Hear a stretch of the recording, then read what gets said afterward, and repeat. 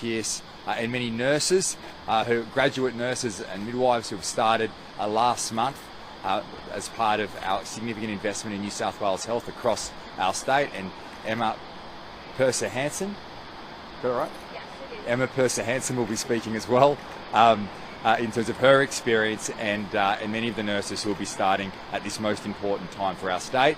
We're also joined by players for the All-Star game on Saturday evening, where we'll be announcing today a major booster campaign. We've already sold 25,000 tickets to the game on Saturday night, a very important game, which obviously Ben Franklin will speak to as well in our rugby league calendar, and the importance for our First Nations people here in our state and across our country.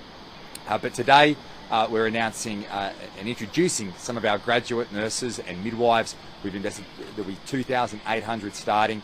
Around 1/3 of those will be located in regional and remote New South Wales, and that's incredibly important at this time as we move through. The state continues its substantial investment in healthcare across the state, and I want to thank our nurse and midwife graduates because they are starting at a very important time. They are the heroes on the front line throughout the last 2 years of this pandemic. There can be no more important job right now than our frontline health workers. So I want to thank our graduates, and I want to continue to thank our health workers, our nurses, our doctors, our allied health professionals right across the state, who for 2 years have worked day and night to keep our people safe, to give them love and care. As the Health Minister was just saying, when you go into a hospital, what do you always remember is the great care and love that is given to you by our nurses. And it's great to see today the enthusiasm, the excitement of our nurse graduates who have started last month in many hospitals, particularly across Western Sydney, which the Health Minister will speak to. In addition to that, I want to announce today that we've hit 50% of our booster shots for those who are eligible across our state. We're going to continue to ask people to come forward and get boosted.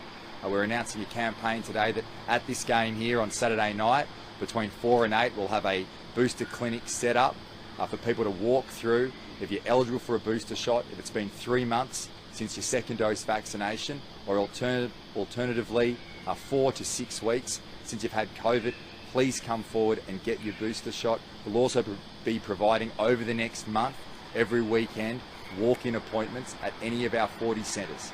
So I know that everybody has made a significant effort over the last 2 years. Significant efforts, major sacrifices, but that has all paid off. We're in a very strong position here in our state. We're seeing hospitalisations and ICUs fall. And that's because of the effort that every one of you has made in coming forward and getting vaccinated. And now we just need to ensure that that effort continues in respect of boosters. The evidence is clear, the facts are undisputed, and that is that boosters save lives. They reduce hospitalisations and ICU presentations. So we are providing substantial opportunities with our 40 clinics across New South Wales, provide that opportunity to come forward and receive a booster shot.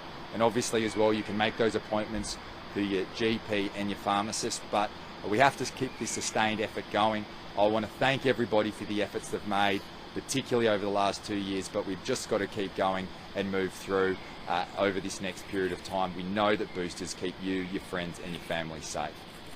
The final point I'd make today is obviously a number of speakers. The final point is in relation to the changes that Minister Hazzard will speak to in respect to visitations for patients in our hospitals across the state. We know that there's been many heartbreaking stories. There's always a fine balance.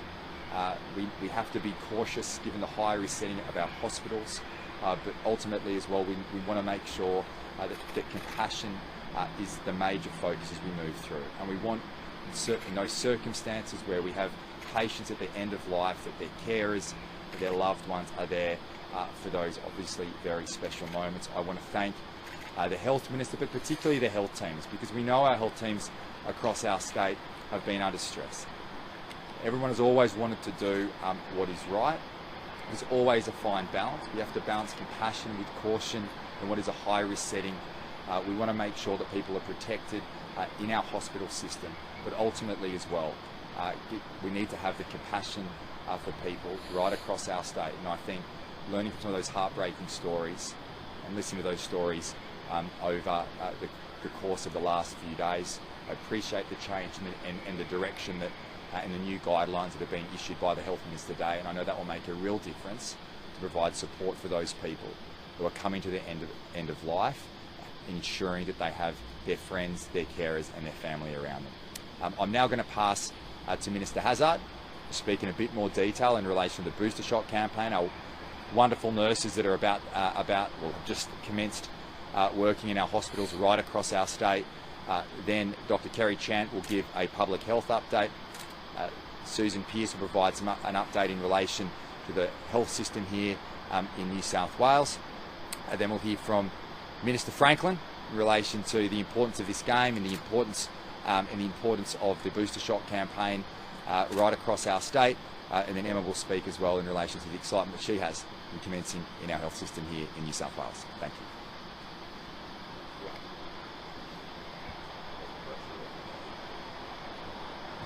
Good morning, everybody. It's a privilege to be here with all of the nurses who have come on to work just in the last few weeks here in New South Wales. There are 2,800 incredible new nurses and midwives who've just started work in our hospitals across the state, 130 hospitals.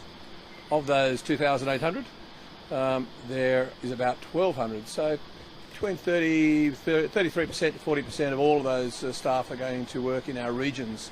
So every part of the state is going to have excited and well-trained new nurses to do what nurses do so well, and that is to care for us no matter where we are in the public health system across New South Wales. We're very lucky this morning to have a representative group of them, and these young people have all finished their training. They've all trained at universities including Notre Dame, Charles Sturt, Western Sydney University and Sydney University. And this group are going, they've just been talking to me, they're all heading off to local hospitals, so Mount Druitt, Blacktown, Westmead. And Emma Hansen, one of the nurses, will speak on behalf of the nurses at the end of this press conference, just to tell us a little bit about what they're going to do and what they're feeling today. It is a time, I think, to thank nurses across the state. We have obviously lived now through 2 years and 1 month of this COVID pandemic, and nurses have been at the front line. They've been looking after us. They've taken the stress and the pressure that has kept us all safe. So on behalf of the government and the broader community, I thank all nurses and all medical practitioners, all doctors, all allied health staff, the cleaners, everybody who's worked so hard to keep us safe during this last 2 years and 1 month. I also just want to acknowledge that the boosters are still the single biggest issue for us at the present time. If we have 95% of people basically close to double dosed, and we've got closing in on 50% of people who are boosted, it still leaves around about 45% of people who haven't or had their booster. So what we do know is that boosters reduce the likelihood of transmission to you or to others if you do happen to get it. They reduce the severity of the illness, and they reduce the likelihood that you'll end up in intensive care. And of course, sadly, some people have died and will continue to die from this terrible pandemic, so it reduces the chances of you actually dying. Please go and get your boosters. Minister Franklin will say a few words about Aboriginal residents in New South Wales, but I would like to just say thank you to so many of the Aboriginal community for going out and getting vaccinated.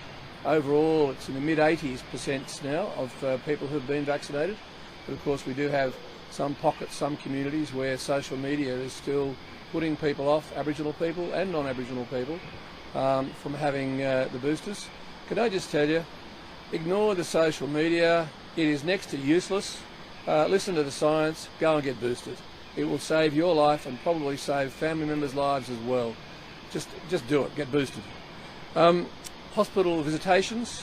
Obviously, during the course of this ever-changing pandemic, there have been ever-changing rules and guidance for visitors to hospitals, and it has been challenging. In many cases, I've dealt personally with people who have had family members who are palliative or passing away, and it has been really quite horrible that there have had to be limitations on visitors into hospitals, because obviously the Balancing Act is trying to make sure that we do give access, but also to loved ones, but also make sure that the broader hospital patients are actually kept safe. As we've moved into this stage though of Omicron, there has been a review going on now for the last 2 or 3 weeks.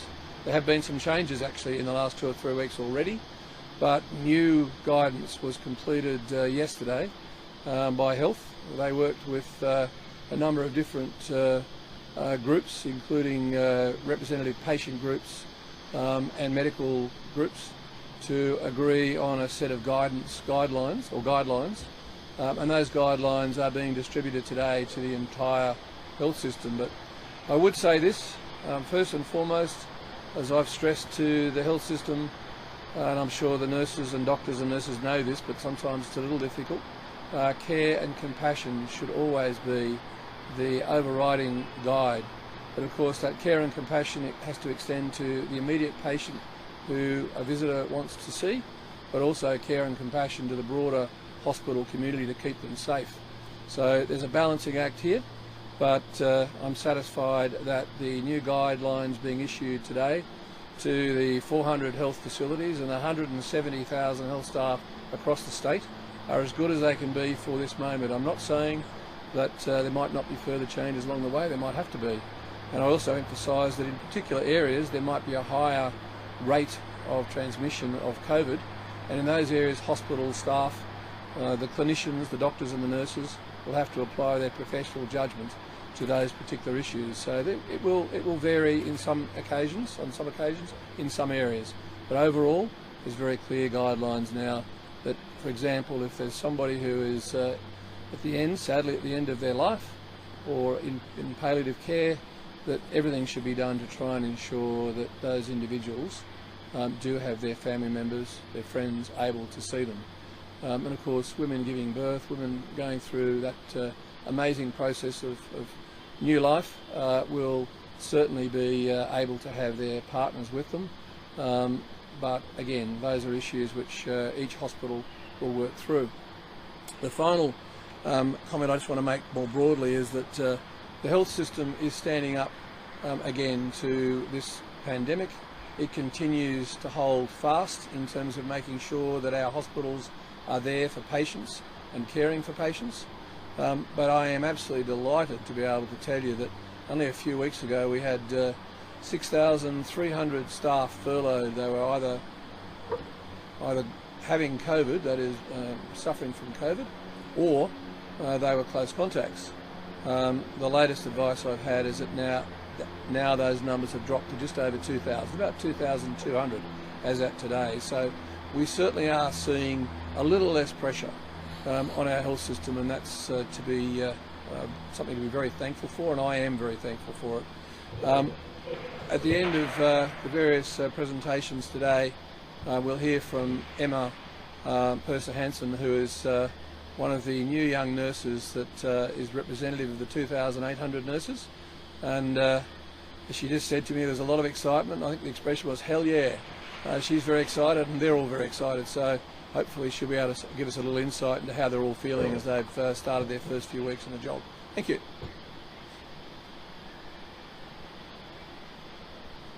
Thank you. Thank you, Minister and Premier.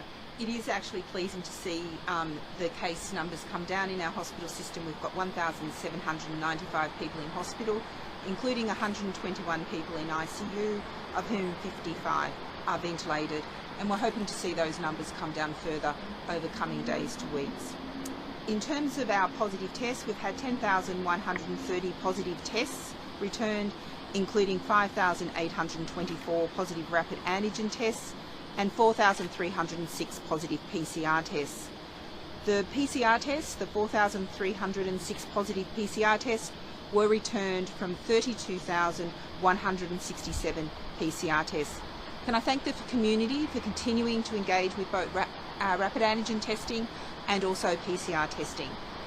Getting tested if you've got symptoms or if you're a household contact is one of the key strategies in preventing onward transmission. So thank you, and we thank everyone who is adhering to that guidance about isolating in the household and also isolating if you're a case. Sadly, we've got reporting the death of 24 people with COVID-19, 15 men and 9 women. Of the 24 people who died, 1 person was in their 40s, 1 person was in their 60s, 5 people were in their 70s, 9 people were in their 80s, 7 people were in their 90s, and 1 person was aged over 100 years. 8 people had received 3 doses of COVID vaccine, 9 people had received 2 doses, and 7 people were not vaccinated. And as you're aware, we'll give the update tomorrow in relation to deaths overall and some sense of the underlying conditions that have contributed to those deaths, and also expand on the vaccination status, particularly for those younger deaths, so that we convey that to the community. But my key message is to echo everything the Premier and the Minister has said in relation to the importance of booster. So there is no doubt that the majority of people need 3 doses to be up to date with your vaccination, and some will actually be 4. So if you've got those underlying health conditions, transplant patients, you're on immunosuppressive drugs, check with your doctor about what schedule you should be on. So 3 doses are required for most, and 4 doses for some of those people that have got underlying health conditions. Thank you. As Dr. Chant has said, it is really very pleasing to see those hospital and ICU numbers coming down, and we'll have some more to say about that tomorrow in terms of how that's tracking against our model. One thing is clear though, our health system continues to work very hard to deliver an outstanding result for the community of New South Wales, and we could not be more proud of the work that they have done. 31 years ago, I was one of those graduate registered nurses, so it's with great delight as a former Chief Nursing and Midwifery Officer in this state and still a registered nurse to welcome our new graduate nurses and midwives to New South Wales. It's a very exciting time for people as you start your work in health. Got that uniform on and off you go, but it's also very daunting and a little bit scary. So please be kind to our new nurses and midwives as they start these early years of their practice. And as I've said to them this morning, who knows, one day you could end up with a great job like mine. Nobody particularly responded in the affirmative to that offer, but you know, you never know. Look, one of the other things obviously today is the booster rollout, and the Premier and the Minister and Kerry have covered this already, so I won't belabour it. But one of the things that we do know about our community here in New South Wales through our various surveys is that there is still a very, very high intention for people to have that booster shot. 89% of respondents say that they will have the booster, so it's just a matter of timing. If you're delaying, or if you're thinking about, oh, I'll get it in a couple of weeks, don't delay. Please come forward and get it. Dr. Chant has previously given guidance if you've had COVID, within 4 to 6 weeks after having had COVID, you should be okay for your booster so long as you're feeling okay. And this weekend and for the next 3 weekends after that, walk-in clinics right across New South Wales, as well as pop-up clinics. We're focusing very heavily on our Aboriginal population, which Minister Franklin will speak to, with pop-up clinics right across the state. And we're currently in the throes of finalising plans around with our cold community, with Multicultural New South Wales, about how we assist those communities to get boosted. So you do not need an appointment. We encourage families, so if your kids haven't been vaccinated yet, mum and dad might need a second dose or their booster, everybody can come, no appointments needed, come in and get a booster shot or your first and second dose this weekend. All you need to do is walk in. Thanks very much. Can I start by acknowledging the traditional owners of the land and pay my respect to elders past, present and emerging. Can I also acknowledge 4 extraordinary Indigenous All-Stars who are standing behind me. Ryan, Tyrell, Tallulah and Caitlin are amazing players, but more than that, incredible ambassadors for their culture, for their sport and for their communities. I had the privilege of meeting a number of them at the wonderful welcome event that we had for the All-Stars game this Saturday, which was held on Tuesday, including a smoking ceremony at Corroboree. It was incredibly powerful and incredibly meaningful, and I just wanted to say thank you and congratulations to Andrew Abdo, the CEO of NRL, for the work that he's done in this space in recognising community and recognising the need for reconciliation. It's been a week for the NRL and for the Indigenous All-Stars to focus on culture and to celebrate culture. And that, of course, will culminate in Saturday's magnificent event right here. We're so thrilled it's going to be here. It's the first time it's been in Sydney, but more importantly, it's the first time the All-Stars Clash has been in Western Sydney. And that's important because Western Sydney is the home to more Aboriginal people than anywhere else in Australia. And of course, because of that, a lot of Aboriginal people will be attending the game on Saturday night. And that's one of the reasons why we're here today. We know two things. We know that vaccines work, that boosters work, and we also know that, as the Minister said, even though the Aboriginal take-up of vaccines has been very high and good, it is still lower than non-Aboriginal people. And so we're keen for as many Aboriginal people to take advantage of the boosters as they possibly can.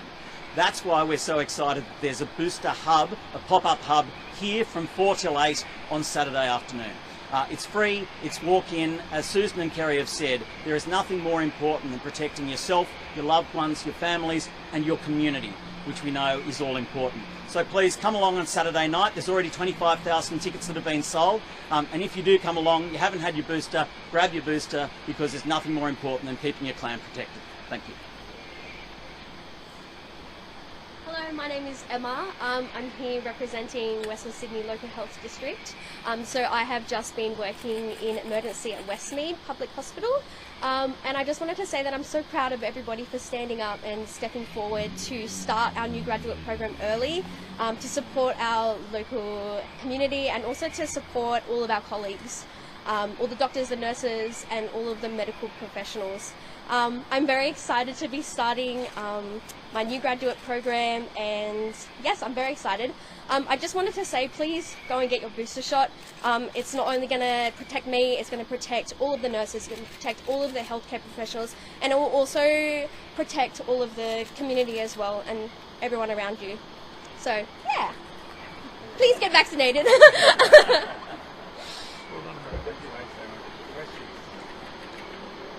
Can we clarify with you if the target changes its advice to say that you need 3 shots to be fully vaccinated, will you force international tourists who've only had 2 shots into isolation? Well, the first things first. I'll wait for the ATAGI advice, and that's coming to National Cabinet. We'll consider that, and then the New South Wales government will obviously consider that advice and make determinations off the back of it. Now, ultimately, I saw the Prime Minister say yesterday that from the international borders perspective, that you need at least 2 doses to come in, and we'll work with the federal government in relation to it. But I don't want to get into a hypothetical discussion. I want to focus on the advice that we received today.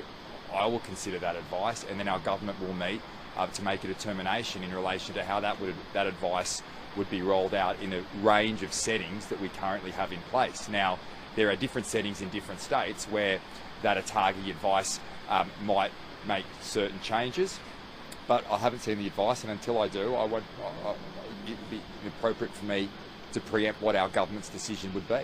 But you often talk about the need to get ahead of things, so presumably the government had this discussion and you would be preempting that decision to work out what you will do in case. Well, it's a complicated area in circumstances where different countries have different rules and procedures in place in relation to their vaccination program.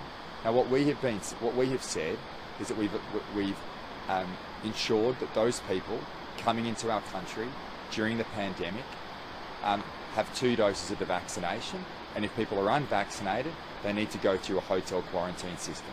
In that period of time, we've had a high vaccination rate of 95%, and we're running an incredibly strong booster shot campaign at the moment. That's why we're here again today, and it's very pleasing that's at 50%. So we'll work with the Commonwealth Government. We'll see.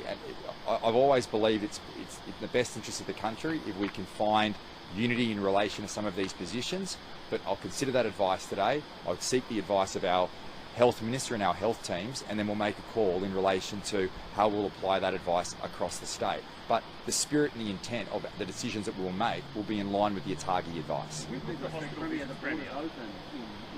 days, Yeah. could you have a situation, or are you worried about a situation, where you might have people who have had 2 shots, they think they're fully vaccinated, ATAGI moves the goalpost, and you then have to force those people upon arrival at Sydney Airport. Well, we won't be doing we won't be doing that. I mean, this is a common sense approach. We are completely in favour, as we have been in our state for many, many months. In fact, through the entire pandemic, of opening up international borders. We cannot live here in a hermit kingdom on the other side of the world. We need to rejoin every other country globally and do that in a sensible and measured way. Now, the federal government has recently announced that international borders will open on the 21st of February. We wholeheartedly welcome that announcement. We, as a state, dispensed with hotel quarantine for those who had received 2 doses of the vaccination. That was the right approach. Other states followed. Now, as we move through, and obviously it's slightly complicated by the ATAGI advice, but we'll consider it. And ultimately what we continue to do in our state for our people, so we have not mandated booster shots. What we have said is we've strongly encouraged people to go out and get that booster shot. And we continue to do that day in, day out, because we know it saves lives. As the Health Minister, Dr. Chant, and Susan Pearce has said, and Emma has said, that we know that boosters reduce the symptoms, reduce the severity of the disease. We will continue to push that. We'll get the advice if it comes to National Candidate Day from ATAGI. We'll consider that advice and then we'll make a decision. Kerry, you've got a number of grad nurses coming on this big announcement, but also on Tuesday there's still a mass walkout of nurses union. What are you doing to stop that walkout? The Health Minister might make some further comments in relation to that, but we're always, whether it's our nurses, our doctors, our police officers, all public servants, there are always going to be challenges from time to time, particularly with our frontline health workers, our nurses. We understand that it's been a very difficult 2 years. The health system's been under pressure here, around the country, around the world. Our nurses are our heroes on the front line. And whenever we work through those wages issues, we sit down at the table. I've done that in my former role as Treasurer over the last 2 years. I was out with the Transport Minister yesterday. There's been issues in that space. We're always willing to sit down, work through those issues. Where we can find resolution, we will. We want to make sure that all our frontline workers, the wonderful graduates that are starting today. So are you trying to find a resolution before Tuesday, though, to stop it from happening? I am completely in favour of the right and support the right of people to protest and air their views. That's an important part of our democracy. I actually embrace that. I think it's a really good and positive thing. What's important from a government's perspective is we listen to those concerns and understand them. And where we can make changes, we will.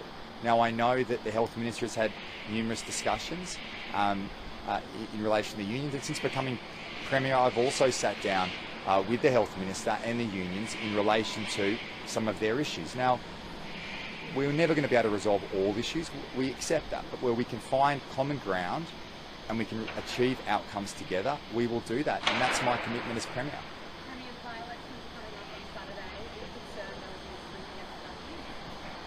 So, by-elections are notoriously challenging for any government.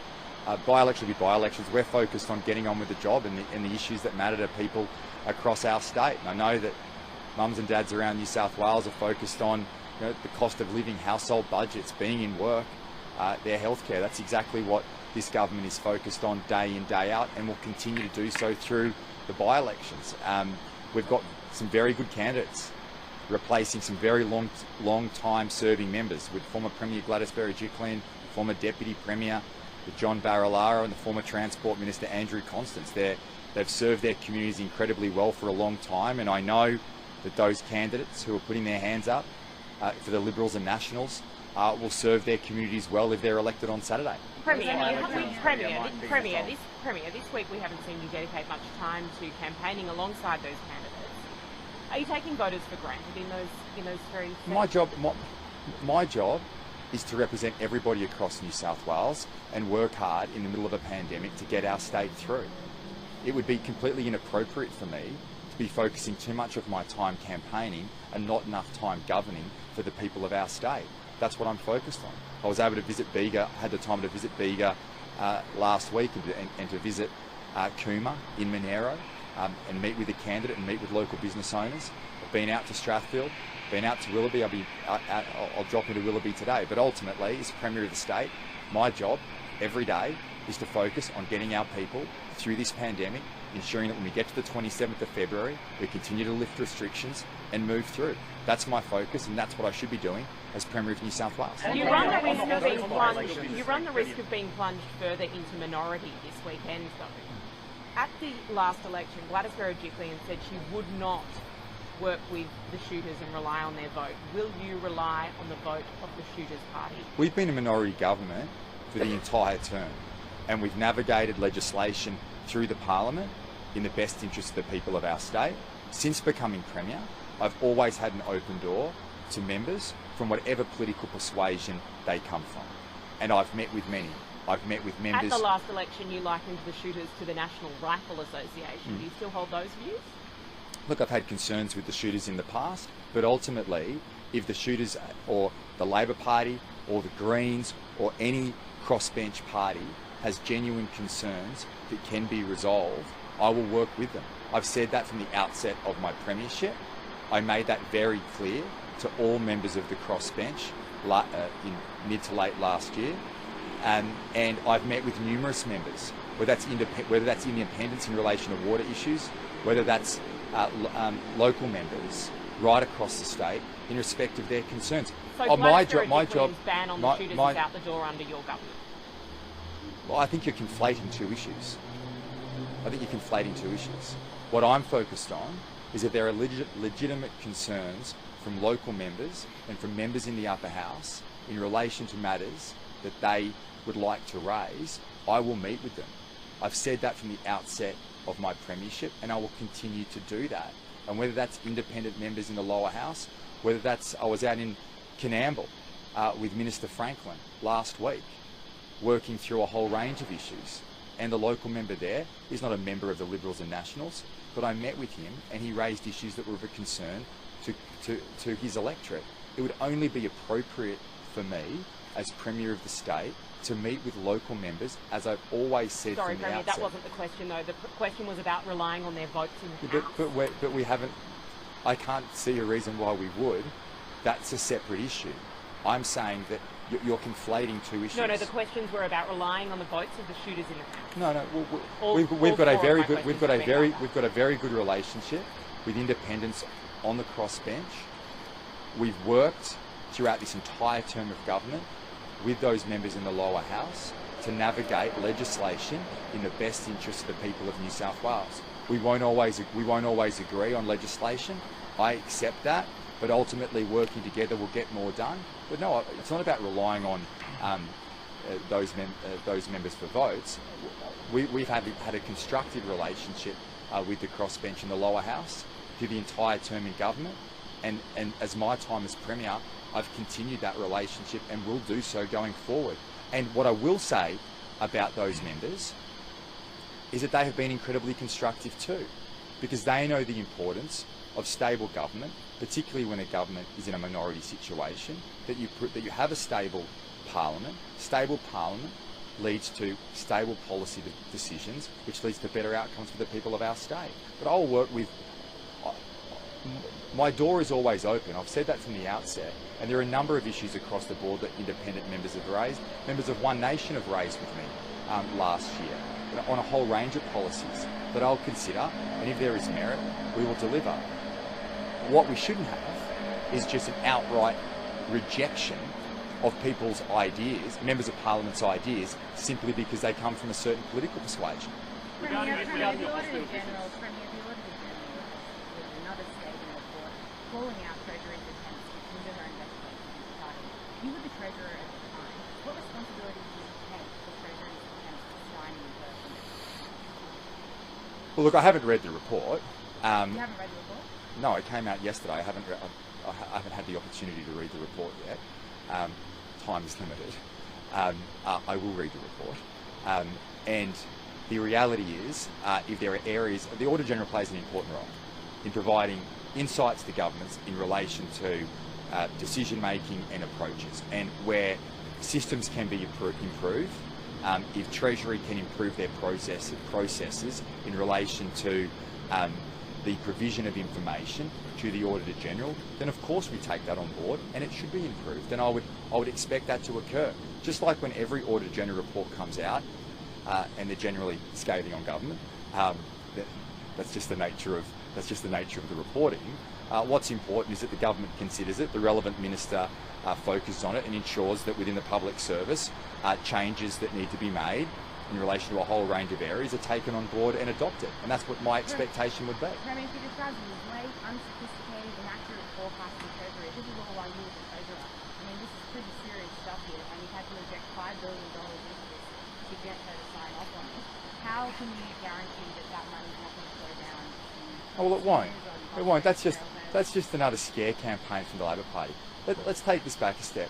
The Transport Asset Holding Entity and the movement since 2015 to go down that path was exactly in line, well not exactly in line, but generally in line with the approaches that have been taken by the Labor state in Queensland and the Labor state of Victoria. Sorry, Premier, the Auditor General said you can't compare it to what went on in Victoria. Well, she may have views in relation to the concerns she has in respect of the provision of information, but yes, you can, because the structures in the main between the management of transport assets in Queensland and Victoria are very similar to the approach that we have taken in New South Wales.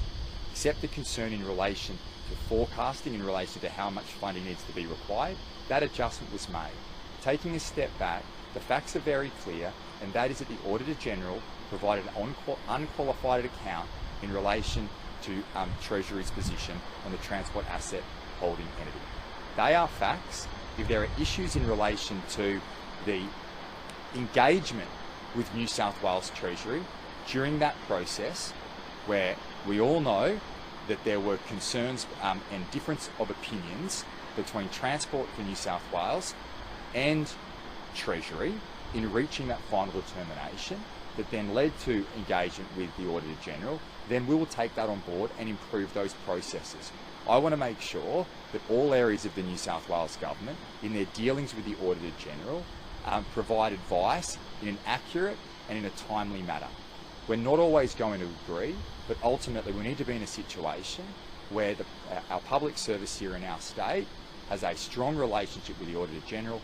When information is due to be required, it should be required, and if Treasury needs, and I'll probably leave this to the Treasurer, but if Treasury needs to review its processes in relation to its engagement, whether the Auditor General or any of the other integrity agencies, they should take that on board and adopt their processes So you stand by appropriately. and you don't believe it should be allowed? Absolutely stand by it. It is the right approach in terms of the management of state transport assets. It's not something that the New South Wales Treasury dreamed up. It's something that has been followed or led in other jurisdictions. It is something that has been worked through by the New South Wales government since 2014, 2015. It goes back a long time.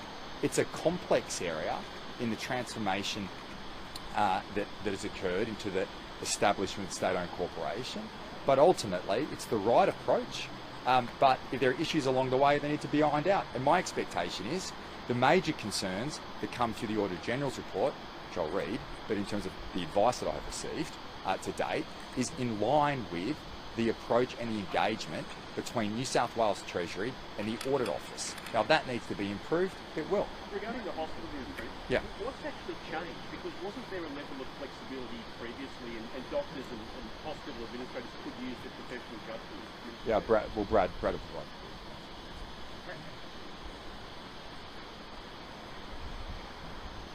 Sorry, can you ask the What question? actually changes to these guidelines? Because previously we were told there was flexibility, and when you mentioned that doctors can still show their professional judgment and effectively, I guess, stop this. Look, in the past, I think you'd understand that doctors and nurses, and the broader health staff, in every situation are making professional judgments, but the overriding guidance is now to look at care and compassion, which they do generally anyway, but it just puts it at the centre of the guidelines for them and helps them to be able to make professional decisions in weighing up the risk balance, which of course there is, and that's what they do in normal circumstances anyway in terms of treatment. This is the broader treatment of the patient in the sense of allowing visitors in. I think it makes good sense. It was also the examples that, I mean, I've worked in many cases over the last 2 years and had to grant exemptions in the most difficult of circumstances, and I can tell you from personal experience as the Minister that to try and weigh up all of the balanced risks is really hard. And you know when you make a decision that if you allow somebody in who may not normally fit the criteria, that you're taking a chance. But sometimes you do that because that's the humanity that drives it. I as Minister have worn that many times in the last 2 years, and many clinicians have worn it. This just helps those clinicians. I mean, I don't have a guidebook, there's no guidebook for me, but for the clinicians at least we can give some guidance and some help. The other aspect is talking to a number of the people. The exemption process has proved really difficult. There was a case mentioned only this week, a lady who passed away. Her daughter was unable to be with her, Gail was unable to be with Shirley, and she sat outside the particular hospital for nearly 5.5 hours waiting for an exemption document to be prepared. Well, these young people behind me, you know, world's best trained nurses, they're there to look after patients, but sometimes to get sidetracked off and to start filling out the paperwork for an exemption has proved a little challenging, as you'd expect when we had up to 6,200 staff furloughed. So this reverses it. It gives you a presumption that you can go in and visit your relatives based on that care and compassion. And look, if it needs some more work, we'll do it as we go, because we're in a pandemic and that's what happens. Can I just... Sorry. Daniel, if you've got another question. On this exact topic, who previously would have been left out who is now allowed in? Can you give us an example? Look, I think there's been many cases where someone who was passing away in a palliative care end of life has found it's, or the family, sorry, there have been many cases where the family or friends of somebody who was passing away and COVID was a major issue, that family were denied the capacity to go to be with that loved one. So I know on many occasions I've asked doctors or nurses where they've insisted that that is the safest course during various parts of the pandemic, to at least set up some structure. Holding up a social media, a phone or something so people can at least be with their loved ones. It's a horrible situation and it's been necessary at various stages. But this now gives it the very clear presumption that if someone's passing away, if someone's at end of life, and sometimes that's even difficult to know, there might be a view that this person will pass away, but when, there will be a presumption that the family members can come in. And in individual hospitals, I'll still need to limit the numbers, because one of the things about this is that generally it requires a nurse, a clinician, to actually escort a person coming in. It'll also be difficult, for example, it'll remain difficult for people who haven't been vaccinated. If they are not vaccinated, there is capacity under these guidelines for there to be arrangements in place, but such a person would probably have to come in wearing full PPE, be escorted and masked. Such a person in that situation would have to wear full personal protective equipment, so a gown, a mask, and they would have to be given a guide of a nurse. So a nurse would have to take time off looking after a frontline patient to actually escort the person into the room where the person is passing away and will pass away either an hour, and a day or 2 or 3. So it takes staff time as well. It's a complex and difficult and challenging situation, but I remind everybody, and I think you guys all know this, and the public certainly know it, it's a 1 in 100 year pandemic. Life's difficult, but care and compassion is the rules that we're making sure are central to this. Can I just say, Andrew Abdo and the amazing Indigenous All-Stars, I'm just blown away by the game that's going to happen here very soon. And Andrew Abdo, as the head of the NRL, hasn't had a chance to say anything, so I'm just going to ask him whether he'd like to say a few words on behalf of this amazing event. And can I say, as on the medical side, don't forget when you get out here, there's going to be boosters available, so you get to see the Indigenous All-Stars, fantastic people, but you also get to get a booster. Come out and see the game. Andrew. Good morning. It's a beautiful morning. Sport brings us together we're very excited for Saturday. It's the start of our rugby league season in 2022. There's a lot to look forward to. I know the players are extremely excited and they're ready for the game. And I know our fans are as well. As was mentioned earlier, we're expecting 25,000 people. It's a long time since we've had live footy in Sydney, in New South Wales, in this stadium. There's a lot to look forward to. It's not just about Saturday though, it's about the whole week. And the Indigenous All-Stars Week is extremely important and special to us. It's about community and it's about culture. It's an opportunity for our players, our fans, everyone to celebrate the wonderful multicultures of Australia, but importantly, it allows our players to re-establish a connection to their roots. It allows us to learn about cultures and learn about that sometimes our differences actually make us stronger together. So there's a lot to look forward to. We have our Women's Premiership kicking off at the end of the month on February 27th, and we're all excited, as we know our fans are, to see live football again. Just in terms of COVID protocols, are you expecting many games to be missed during the season because of, I guess, players contracting it or being isolated? And what are the latest protocols for the clubs? Well, everyone has done a terrific job in navigating this panic for a long period of time now. I know we all have a lot of fatigue in talking about this. Our focus this season is on season continuity. The environment is different, and so we're gearing our protocols in a slightly different way. We certainly don't want the players living in bubbles any longer, just like the community. So we have to think about continuity differently. The rapid antigen testing is critical, and that's happening every day. We're asking the players to take reasonable measures to stay safe, but ultimately we don't want to miss any games, and we're not planning for the suspension or the postponement of any games.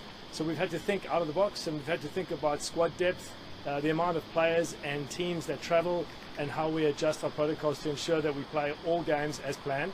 It's a busy year. We've got 2 NRLW premierships, we've got the Telstra premiership as well, and then we've got a World Cup at the end of the year to look forward to as well. And how does it work for fans then, coming to games Saturday night or already the games throughout the season, vaccination status and check-ins and so forth? Yeah, you know, that's up to the public health orders in each and every state. So on Saturday in New South Wales, it's terrific. The players have shown a lot of leadership in promoting vaccination and boosters. We're going to have a pop-up clinic here in the stadium, and the public health orders are in play. This is an open-air stadium. The majority of New South Wales is vaccinated. There's strong encouragement from all of us to get boosted because we know it's safe. This will be a COVID-safe environment. Thanks, everyone. Thank you, everybody.